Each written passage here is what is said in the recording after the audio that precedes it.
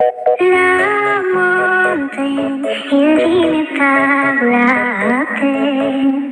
il attend de vous être autour d'un temps. Il n'est pas fou, il croit c'est tout, et la voit partout, il attend debout, il nous a la main, à part il n'attend rien.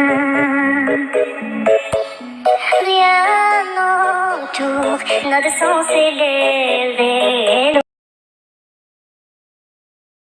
Welcome in our another video. Today we are trying to be some aesthetic. Right now we are drinking lime juice and meet our cute dude Candy.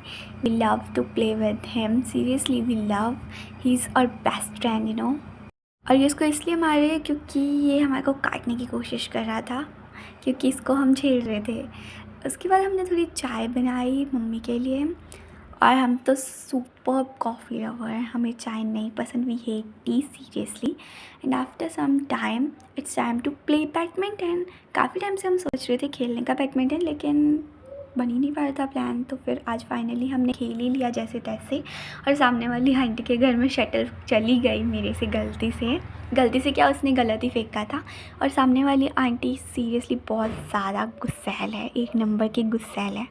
वो हमें कुछ भी बोल सकती थी, इसलिए हम फटाफट से आ गए वो छुप आके, और हमने इतनी बड़ी विक्ट्री अचीव करी है ना भाई। ये सच में मतलब उस आंटी के घर से जाके बिना बताए शटल लाना बहुत बड़ी विक्ट्री थी।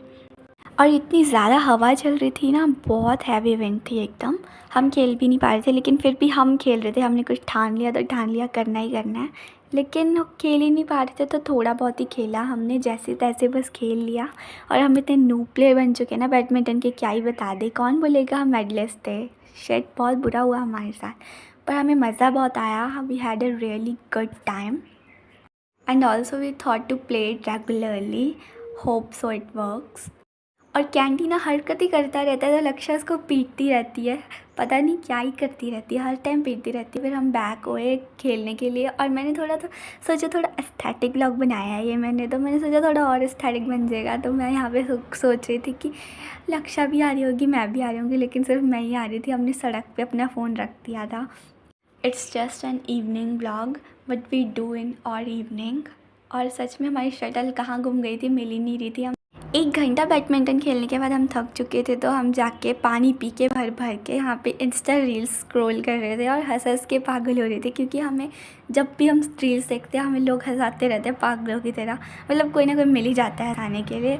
और शाम हो चुकी थी, ऑलमोस्ट 7:30 हो चुकी थे। It's time for walk. We love to walk in evening, we just love with it. Right now we are going to market कुछ सामान लेने के लिए, एंड द शॉपकीपर सेड कि ये वाला केक ना बहुत यम्मी आया हुआ है उनके पास, रिसेंटली आया 1 दिन पहले, और सारा डब्बा इसका बिक चुका है। हमने सोचा इतने लोगों ने ट्राई किया तो why not we try it.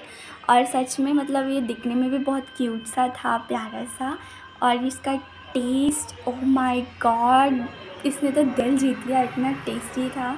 और this is a big struggle of us, it's everyday struggle, you know.